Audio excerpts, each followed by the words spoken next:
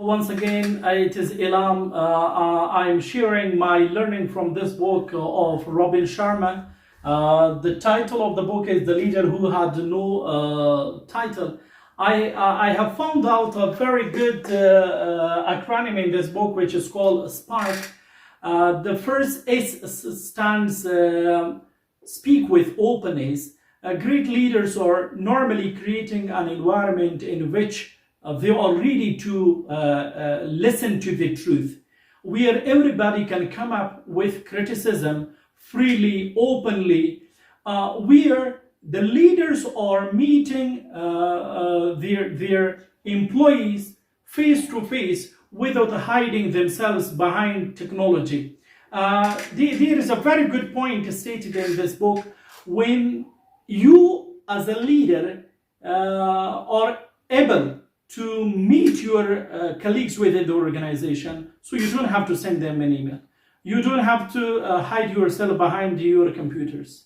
Like, if there is a space to discuss things face to face, better to go for face-to-face discussions. The second one, there is a P, prioritize. Under the prioritize, great leaders are not doing everything. They are doing everything with huge focus. They are working on activities, projects which can help them achieve their goals, which can ease the way for the implementation of the strategy they have designed. The third one is A, adversity breeds opportunities. Behind every darkness, there is morning. At every turbulence, after every turbulence, the air will be clear, and there will be a very clear way for the airplane to go ahead. Like nowadays, everybody is worried. What will happen to my business? What will happen to my career? What will happen to my family? What will happen to my job? Like, everybody is under stress. If we want or we don't want, we are one way or another, we are stressed. But remember, this time is passing. Either it is 1 month, it is 2 months, or it is going to be 3 months, but it is passing. So this is the time that we have to sit and we have to come up with creativities. We have to improve our skills. We have to spread positive energy. We have to empower our family members. Like, there are two types of people. Like coronavirus, during coronavirus, one type of people, they are working with their family members, they are working with their children, they are sitting at home and they are delivering presentations, they are empowering the societies, they are connected with people around the globe. In the second category of people, they are just sitting at home, doing nothing, worried. And like, they are not only worrying themselves, but also worrying their family members. But at least we have to be thankful to God. Like, whenever we wake up with a new morning, when we wake up with a new day, and we are alive, we have to be thankful. We have to say thank you. Thank you, God, for giving me one more day to think, to create, to initiate something new. Then we have got R here. R, respond versus react. We have in our organizations, normally we have got people, they are reactive. Once the thing took place, then they are taking reaction, they are responding, they are running how to deal with that. But there is another category of people, they are proactive. Before something bad happens, before a problem is taking place, they are working how to stop it. Around the globe, there are some countries which are not affected by coronavirus, or if they are affected, they have taken some immediate steps how to cope with the coronavirus. One example is Tajikistan. Tajikistan is one of the countries which yet officially did not announce any case in the country, because they have taken immediate steps. how to curb this problem, how to fight with this problem. Second example can be Vietnam. Vietnam is neighboring with China. At the beginning, it had some few cases, but later on, they have totally controlled the situation. So we need people in our organization that who can be proactive rather than reactive. And the last one is kudos for everyone. Kudos for everyone. We have to uplift others.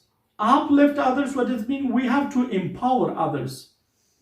I'm sitting at home, I'm making videos, and nobody is paying me for these videos. I'm taking my time, I'm reading books. One way I'm empowering myself by getting new insight, by getting new knowledge, by getting new information, by finding way to new skills in leadership books, success-oriented books, entrepreneurship books. From another side, I'm making this video, I'm taking my time so that I can empower someone, I can change the mind of one person. At least if I can change mind of one person in any of the country, they are watching my video, it is so much for me. This is giving me a spiritual support. So great leaders are always trying how to support other people. They are not going to destroy them. They are not going to, like, great leaders are always trying to make their day. There are some people, when they are leaving their house, they are thinking how to spoil one person's day. But great leaders are always trying how to make one person's day, how to contribute to him. The other acronym which I like very much in this book is called the Human. The first letter of Human is H, which means helpfulness. Great leaders are always supportive. They are helping their employees in their personal problems. Official problems, it is responsibility of the organization. But great leaders are always helping their employees to solve their personal problems. Why? Because personal problems are affecting our official life. If an employee is suffering, he's having or she's having a family problem, his child or her child is sick, or they have got like some other family problems. So when they come to office, they will be very much focused in concern about their family problem rather than working on the assignment. Even if they work on the assignment, they cannot implement the assignment very much effectively. They will be worried all the day. So great leaders are always trying to help their employees in their personal problems. Today, in the period of this lockdown, it is our responsibility how to contribute to our society, how to support our people, how to support those people who are in the dire need of health, they are in dire need of food, they are in dire need of even water. So, helpfulness, you, everybody, it is the responsibility to help our neighbors, to contribute to our street, to contribute to the area we are working. The second one is you understand. Mothers are very clever. They understand their children, whether they are sick, whether they are hungry, whether they are suffering from any anxiety from the school. They are very good at reading the faces. Like when they look at the children, they understand the situation, what is going on in the mind of the child. The same case is with the great leaders. Great leaders, when they are looking at their employees, they can read their face. They can see what is going on with my employee, whether he is having anxiety, he is having any tension, he is having any family problems. Like great leaders are very good readers of the faces. The third one is mingle. Like everywhere, it is Asia, it is East, it is West. Networking is very important. Once I was reading a book, it was written there that the key doing business in Arab countries, or tips on doing business in Arab countries. And there was one point which was stressed a lot, that if you are doing business in Arab countries, you must have a good network, or you must have a good connections with people. If you have good connections there, so your business will improve better.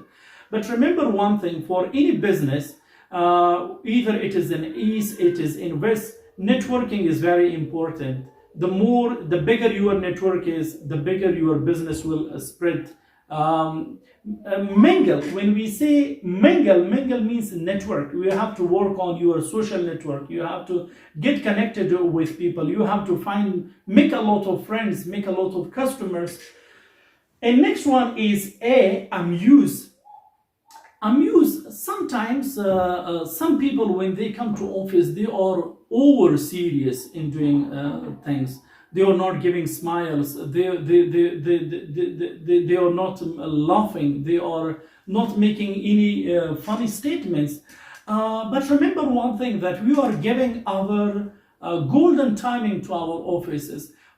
For example, from 8 o'clock to 5 o'clock, 9 o'clock to 6 o'clock. This is a daylight period which we are spending in our offices. We are away from our family members. So in the organization, great leaders are always trying to create an environment of fun, to create an environment of jokes, so that besides doing the official activities, implementing the projects, the employees feel amused, the employees feel entertained, the employees feel happy. So it should not be like in the morning when an employee is leaving his house, he should not be thinking he is going to a jail. He should be happily and voluntarily running toward the organization. It is said that Bill Gates, when he was at really initial stages of his organization, being a very serious person, he also created an environment where employees were staying late at night and they were working on the projects. So forcefully you cannot do that. With a lot of money you cannot do that. You have to create a working environment of fun, working environment of entertainment, working environment of amusement. The next one is nurture. The next letter is nurture in human. Nurture, we have to increase the capacity of our staff member.